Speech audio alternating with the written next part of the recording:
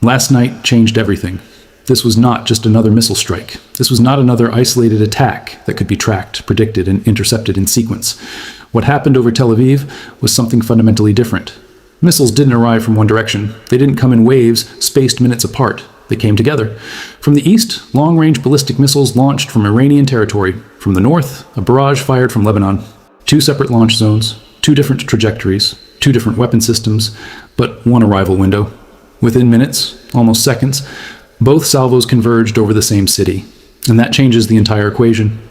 This kind of coordinated strike is not about increasing the number of missiles. It's about breaking the system designed to stop them. Air defense systems are built around prioritization. When threats come from a single direction, even a weakened defense can concentrate its interceptors. It can track, assign targets, and respond in a structured sequence. But when threats arrive from multiple directions at the same time, everything changes. The system is forced to split its radar tracking, split its interceptors, split its decision-making. And when resources are already limited, splitting them doesn't just weaken the defense, it exposes it. What unfolded over Tel Aviv was a textbook example of that pressure. Incoming objects were detected on multiple vectors, some at higher altitudes, some flying lower and faster, each requiring a different interception profile. The defense system wasn't just dealing with volume, it was dealing with complexity. And complexity is what overwhelms even advanced systems. Now let's talk about timing, because timing is everything in an operation like this. For 2 separate forces to launch from different regions and achieve near simultaneous arrival over a single city, coordination has to be precise. We're not talking about rough alignment, we're talking about second-by-second synchronization. Launch windows must be calculated based on distance, missile speed, and trajectory. Even a small delay on one side would break the effect. But that didn't happen. The arrivals overlapped, which tells us something important. This was planned together. For years, cooperation between these forces has been discussed in terms of support, technology transfers, training, shared expertise. But what we saw here goes beyond support.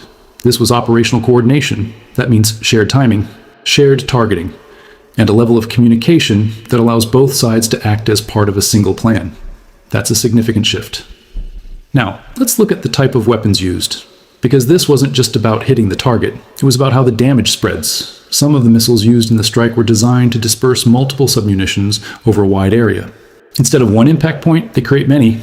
Instead of one explosion, multiple smaller detonations spread across streets, rooftops, and open spaces. This changes the nature of the threat completely, because it's not just about where the missile lands, it's about the area it affects.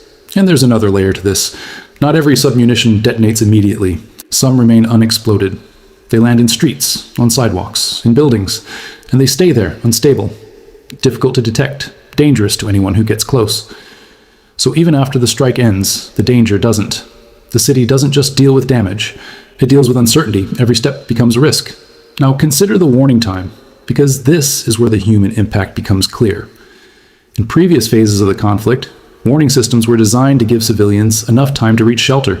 That window made a difference. It allowed people to react, to move, to survive. But last night, that window was shorter, much shorter.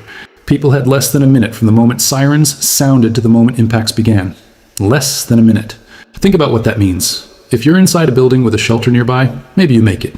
If you're outside, in a street, a cafe, a market, your options are limited. You don't have time to think. You barely have time to move. And that's the reality of sustained conflict.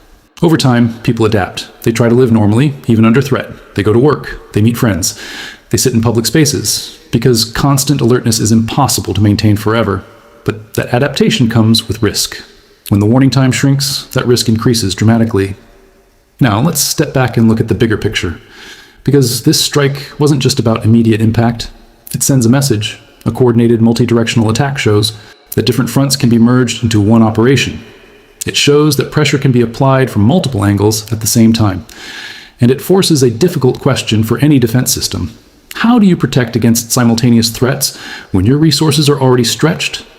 The answer isn't simple, because every interceptor used in one direction is one that can't be used in another. Every decision becomes a trade-off, and in a situation like this, perfect coverage becomes impossible. There's also a regional dimension.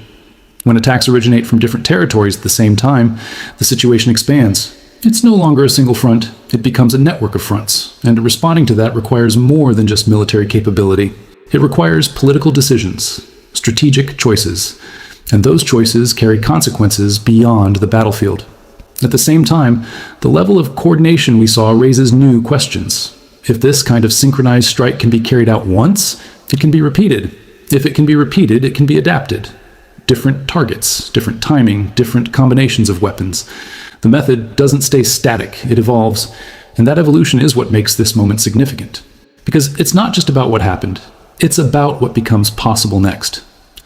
For the people on the ground, however, the reality is immediate, short warning times, wider impact areas, lingering dangers after the strike. These are not abstract concepts, they are lived experiences, and they shape how a city functions, or struggles to function, under continued pressure. As the situation develops, one thing is clear. The nature of the threat is changing. It's becoming more coordinated, more complex, and more difficult to counter with traditional approaches. So the question now is not just about defense, it's about adaptation. Can systems designed for one type of threat adjust to a new kind of challenge? Can they respond fast enough? Can they cover enough ground? Because what happened over Tel Aviv last night wasn't just another strike. It was a demonstration of timing, coordination, and strategic intent. And if this is the new pattern, then every future response will have to account for it, not just in one city, but everywhere within reach. Thanks for watching. If you found this breakdown helpful, make sure to like the video and subscribe for more deep analysis. Drop your thoughts in the comments.